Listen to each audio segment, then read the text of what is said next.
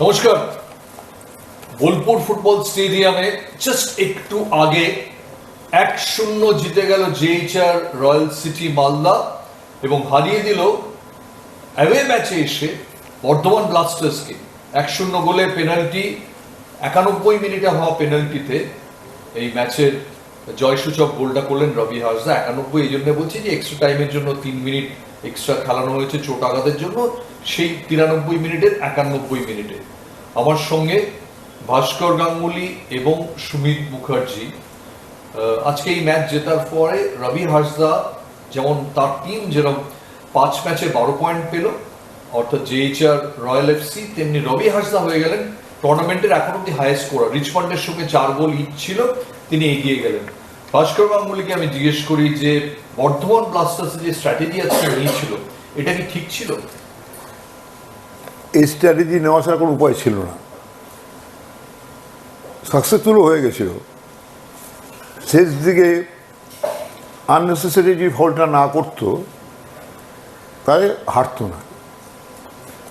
কিন্তু 5 ম্যাচে এখন বর্ধমান ব্লাস্টার্সের পয়েন্ট দাঁড়ালো 1।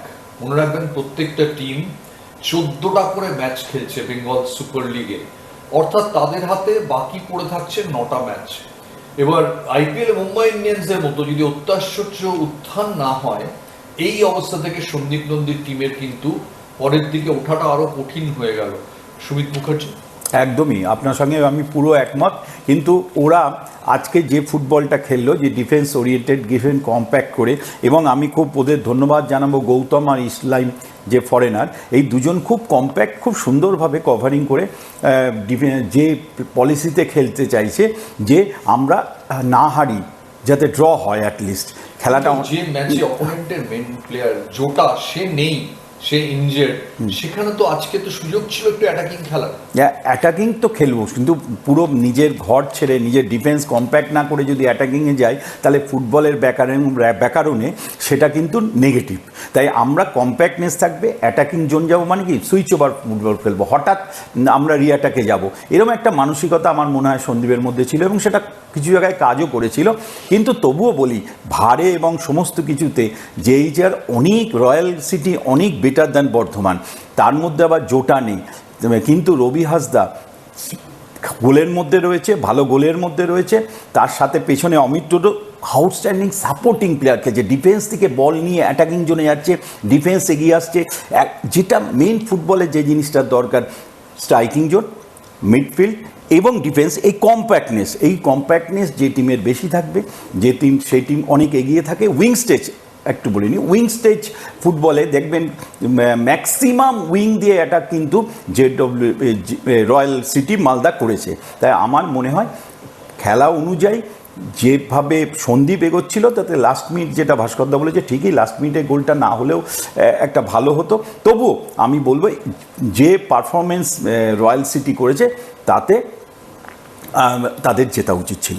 ভাস্করদার কাছে আসি যে যেভাবে পেনাল্টিটা হলো, ওখানে গোলের সামনে আরো ডিফেন্ডার দাঁড়িয়েছিল, সেখানে ওই পেনাল্টিটা করার কি প্রয়োজন ছিল? বর্ধমান ব্লাস্টার্সের মধ্যে দেখলাম যে একদম প্রকাশ্যে এটা নিয়ে কোনো দ্বিমতই থাকতে পারে না, এমনটা পেনাল্টি।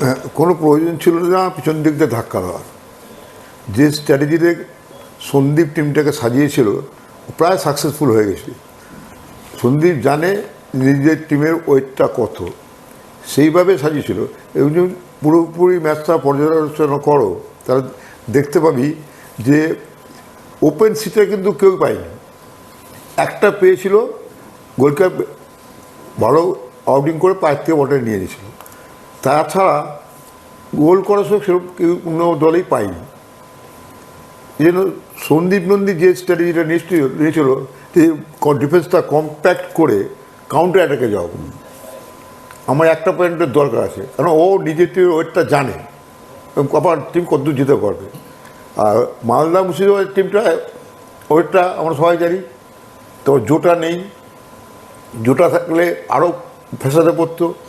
কিন্তু জোটা ছাড়াও যেভাবে ওরা অ্যাটাকিং ফুটবল খেলছিল তাতে বল পেছনে হয়তো অনেক বেশি ছিল, হয়তো ওপেনিং করতে পারেনি ডিফেন্স, অপোনেন্ট ডিফেন্সের জন্য।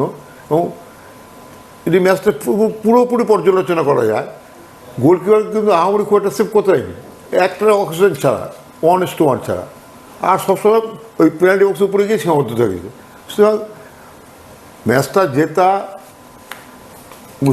মালদা মুর্শিদাবাদ খুব জরুরি ছিল প্রথম 4-এ থাকার জন্য। আর তার যোগ্যতা হিসেবে জিতেছে। ম্যাচ অনেক ম্যাচ বাকি আছে এখন, সবে 4-5টা ম্যাচ হলো।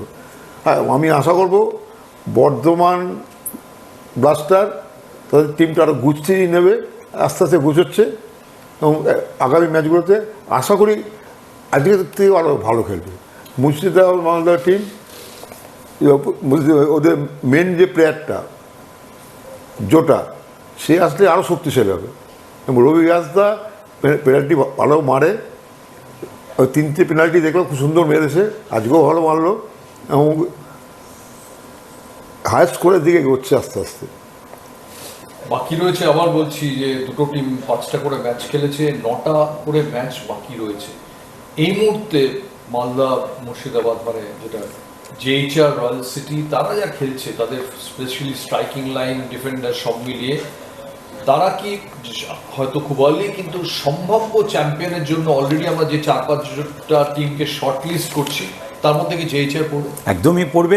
তার আগে আমি একটু কথা বলে নিই, যে কোনো টিমের যে কোনো কোচ যখন যে টিম নেয়, জেনারেলি অ্যাভারেজ 21 দিন একটা শিডিউল থাকে ফর প্র্যাকটিস, এবং বিফোর ম্যাচ 5টা অন্তত ফ্রেন্ডলি ম্যাচ খেলে নিজেদের মধ্যে দেখতে, অপোনেন্টের সঙ্গে দেখে নিজের কোঅর্ডিনেশন তৈরি করতে। বর্ধমান একদমই পায়নি সেটা, এবং অনেক টিমই পায়নি। তাই সেই 5টা ম্যাচ বর্ধমান পেয়ে গেল, মানে আমি বলতে চাইছি যে প্র্যাকটিসের দরকার ছিল সেটা কিন্তু অলরেডি পেয়ে গেছে। আমার মনে হয় এইবার বর্ধমান পিক আপ নেবে, কেন জেএইচআর যেভাবে তারা খেললো তাতে আমি খুব কনফিডেন্স এটা পিক আপ। আর 9টা ম্যাচ এখনও বাকি, ভাস্করদা যেটা বলছে ঠিকই বলছে, এই 9টা ম্যাচে এবার ওদের কিন্তু ভাবতে হবে।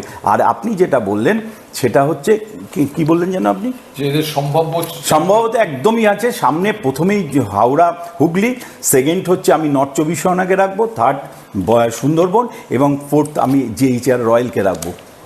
থ্যাংক ইউ সুমিত, আমাদের সময় প্রায় ফুরিয়ে। আমি এখানে একটা কথা বলি, সুমিত যেটা বললো, প্রথম 4-এ দৌড়ে 5টা টিম আছে, ক্যানিং, হাওড়া হুগলি, সুন্দরবন, হাওড়া হুগলি, নর্থ 24 পরগনা, মালদা মুর্শিদাবাদ আর উত্তরবঙ্গ। সবে 5টা ম্যাচ হয়েছে, এখনই ঠিক বলা যাচ্ছে না কোন 4জন যাবে। তো যাবে 5টা টিমের থেকেই, কারণ মেদিনীপুর, বর্ধমান বা ওটা কি বীরভূম এদের যাওয়ার চান্স একদম নেই বললেই চলে। বলে দিলেন বিশেষজ্ঞদের কথা, আপনারা শুনলেন সিএনএ, যে জমে উঠেছে। আবার বলি যে 2025 শেষের দিকে যাচ্ছে, কিন্তু বেঙ্গল সকার লিগ কিন্তু উত্তেজনায় আরো এগোচ্ছে এবং এগোতেই থাকবে। আপনারা আমাদের সঙ্গে থাকবেন। কালকে আবার এই ম্যাচের পর্যালোচনা করব আমরা 2 বিশেষজ্ঞকে নিয়ে। আজকের মতো বিদায় নিচ্ছি।